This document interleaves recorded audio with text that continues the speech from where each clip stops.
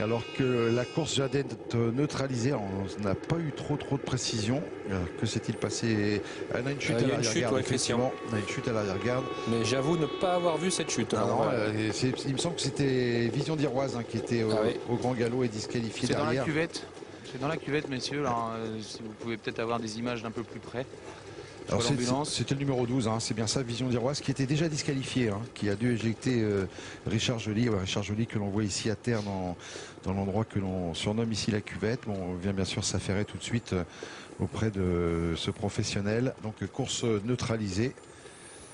Et Vision d'Iroise qui est ici au grand galop devant les tribunes. Qui est mal parti, qui a tout de suite été disqualifié. On ne sait pas ce qui a occasionné cette chute. On n'a pas vu, elle était déjà disqualifiée, très attardée.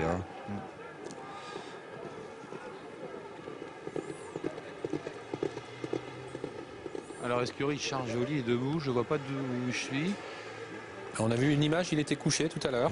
Il était couché, on voit l'ambulance. Sa jument va venir, va passer juste devant lui d'ici quelques instants. Voilà, il se relève. Il a l'air sonné quand même. La jument qui évite l'ambulance.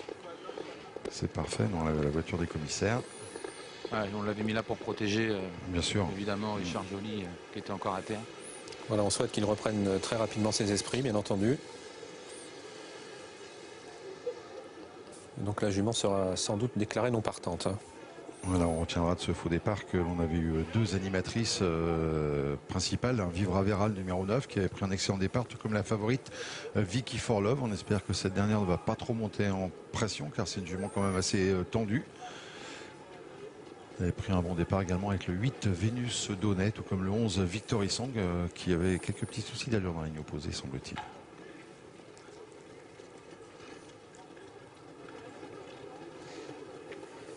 Voilà, allez, on rentre aux écuries, bien entendu, en attendant que l'on rattrape la pouliche qui est toujours en liberté. Le numéro 12, Vision d'Iroise. On essaiera bien sûr d'avoir des nouvelles au cours de cette soirée de Richard Joly pour voir s'il a pleinement récupéré. Il avait l'air complètement sonné, il boitait bas également. Allez, on va essayer de rattraper Vision d'Iroise. C'est une voiture qui a été conçue pour ce type d'exercice, capitonnée pour protéger les trotteurs, bien sûr. Il suffit maintenant d'attraper normalement, c'est pas forcément... On se croirait à la foire du trône. À la foire du trône, exactement.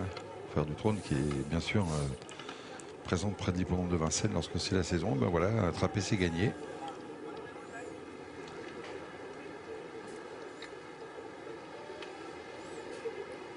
Voilà, puis petit à petit on la rapproche. Après, on la ralentit tranquillement dans l'action. On va l'attraper à la main et le deuxième homme de piste va descendre de la voiture pour terminer le travail. Ça paraît simple comme ça, mais c'est pas forcément toujours évident. On a toujours peur que les chevaux se blessent. Et puis on a vu 2-3 fois, ça s'est pas passé aussi facilement. La Vision d'Iroise qui, n'ont pas douté, va être déclarée non partante. On peut penser qu'on va rapidement donc redonner les opérations de notre troisième course. Alors on lui met une couverture peut-être. Voilà, on va la ramener vers les écuries ou une petite couverture car elle est un petit peu transpirée. Et les nuits commencent à être fraîches.